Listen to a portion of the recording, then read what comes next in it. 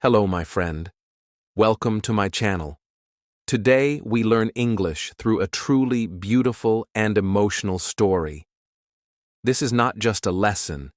It is an unforgettable journey through the magic, the pain, and the power of Brazil's football history. But today, I will tell you things that most people don't know. Deep stories, forgotten names, the untold chapters of how Brazil became the greatest football team in history. So sit back, open your heart, and let's begin this amazing journey together. Long ago, before Pelé, before Neymar, before yellow shirts filled stadiums, football in Brazil was a game only for the rich. In the early 1900s, it was played by white elites in private clubs. Poor kids, especially black and indigenous children, were not allowed to join. But they didn't wait for permission. They made their own footballs out of rags. They played in the streets, barefoot, with joy and freedom in their hearts. And here, my friend, lies the beginning of the true Brazilian game. Not in stadiums, but on dirt roads, on sandy beaches, and inside the dreams of the forgotten. One of the earliest heroes was Arthur Friedenreich, a man many today have never heard of. Born in 1892 to a German father and an Afro-Brazilian mother, Friedenreich faced racism everywhere. Clubs refused to let him play because of the color of his skin. So he played with brilliance, with elegance, until no one could ignore him. He was called the Tiger. And though he never played in a World Cup, because it didn't exist yet, he scored over 1,000 goals in his career. Some say more than Pelé. He opened the doors. He made it possible for others to shine. In the 1930s and 1940s, Brazil's love for football grew faster than anyone could imagine. And then came the 1950 World Cup, Brazil's first time as host. It was supposed to be a celebration. The Maracanã Stadium had just been built. The final game wasn't even called a final because everyone thought Brazil would win. They just needed a draw. They scored first. But Uruguay shocked the world. Brazil lost 2-1, and something broke that day. Not just the hearts of the fans, but the heart of a country. There is a story that after that defeat, the goalkeeper Barbosa, a black man, was blamed by the press and public. For decades, he was treated like a villain. He once said, "In Brazil, the punishment for murder is 30 years, but I have been punished for over 50 years for something I didn't do alone." He died poor, forgotten, and broken. His story is a painful reminder of how football can lift and destroy. But after every storm comes the sun. And that sun was named Pelé. Pelé grew up in poverty, shining shoes to help his family. He learned to play with a sock full of newspapers, but inside him was magic. He joined the national team at just 16. In 1958 in Sweden, he became the youngest player to ever score in a World Cup final. He cried after the game, not because he won, but because he remembered his father crying when Brazil lost in 1950. Pelé had kept a promise. He made his father smile again. Few people know that in 1966, Pelé was kicked so hard by defenders in England that he promised never to play another World Cup. He walked off the field limping, angry, and silent. But love brought him back. In 1970, he returned, and Brazil formed what is still called the greatest team in history. Pelé, Jairzinho, Tostão, Rivelino, Clodoaldo, and Carlos Alberto. They didn't just win, they danced. They made the world fall in love. But behind every legend, there's a story of pain. Garrincha, the joyful genius, had legs bent from birth. Doctors said he would never walk properly. But on the field, he was an angel. He dribbled past anyone, laughed while playing, and carried Brazil to the 1962 World Cup when Pelé was injured. Off the field, Garrincha was a troubled soul. Alcohol took over his life. He died alone, poor, and forgotten. His funeral was attended by thousands, but in his final years, he was abandoned. The man who once made the whole world smile died with sadness in his eyes. In the 1980s, Brazil had artists. Socrates, the captain, was not just a footballer. He was a doctor, a philosopher, a leader of democracy during a time of dictatorship. He played football with elegance and used his voice to fight for justice. When the military ruled Brazil, Socrates and his teammates in Corinthians created the Democracia Corinthiana, a movement where players voted on everything, from training times to team decisions. It was football as freedom. Then came the 1990s, and with it, Ronaldo.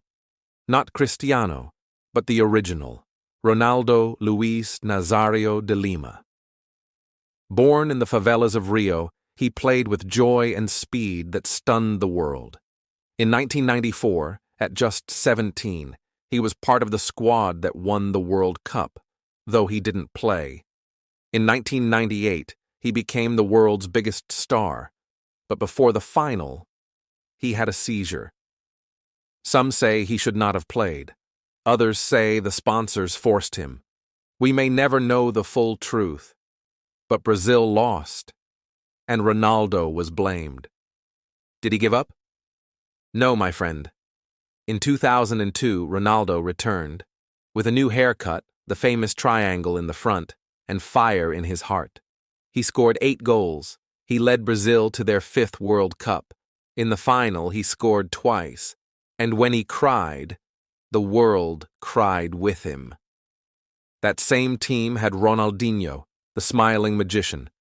Born in Porto Alegre, he grew up in a small house.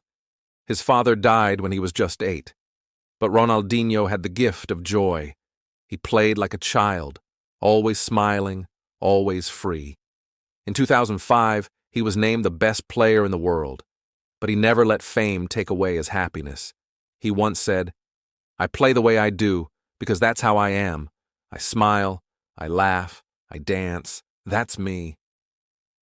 After 2006, Brazil entered a stormy time. Great players came and went. Kaká, Robinho, Adriano, Dani Alves. But something was missing. In 2014, hosting the World Cup again, Brazil believed. They had Neymar, young, brilliant, fearless. But then, the pain returned. Germany, semi-final, 7-1. A score line that shocked the world. It wasn't just a defeat, it was an earthquake. But do you know what happened after that game? Thousands of Brazilian fans stayed and clapped for Germany. Even in pain, there was dignity. And behind the scenes, a beautiful story was happening. A young fan, a boy named Carlos Eduardo, only 10 years old, sent a letter to the German team after the match. He wrote, "You made us cry, but you played like champions. Thank you for showing us what football is." The German team invited him to meet them. That's the power of football. Even in defeat, there is connection. Then came 2018. Brazil had new stars. Neymar, Coutinho, Casemiro. They played well, but lost to Belgium. And then, 2022. In Qatar, Brazil looked strong again. Richarlison scored a magical goal against Serbia, a bicycle kick that reminded fans of Pelé. The team danced together, not to mock anyone, but to celebrate joy. Brazil is joy. But in the quarterfinal, they faced Croatia. Neymar scored a beautiful goal in extra time, but Croatia equalized. Penalties. Brazil lost. Again, the dream was broken, and yet, Brazil never gives up. Now, in 2025, a new light shines. Brazil has young stars. Vinicius Jr., who helped Real Madrid win multiple Champions Leagues, Rodrigo, with ice in his veins, Endrick, the teenage sensation already called the next Ronaldo, Juan Gomez, a warrior in midfield, Gabriel Martinelli, Gabriel Magalhães, André, and many others. These boys grew up watching defeats, but they carry a fire, a hunger, a desire to write a new story. Behind these stars are coaches, fans, mothers, fathers, the quiet heroes. Like Dona Lucia, a cleaner in Sao Paulo, who worked 3 jobs to buy football shoes for her son. That son? He became a professional player. Or Sao Paulo, a blind man in Recife, who listens to every Brazil match on the radio and cries when they score. I can't see them, he says, but I feel them in my heart. This is the soul of Brazilian football. It's not just about stars. It's about the people, the stories, the streets, the songs, the tears. Now, the world looks to 2026, the World Cup in North America. New format, new teams, new dreams. Will Brazil lift their 6th trophy? Will the yellow shirt shine again? No one knows.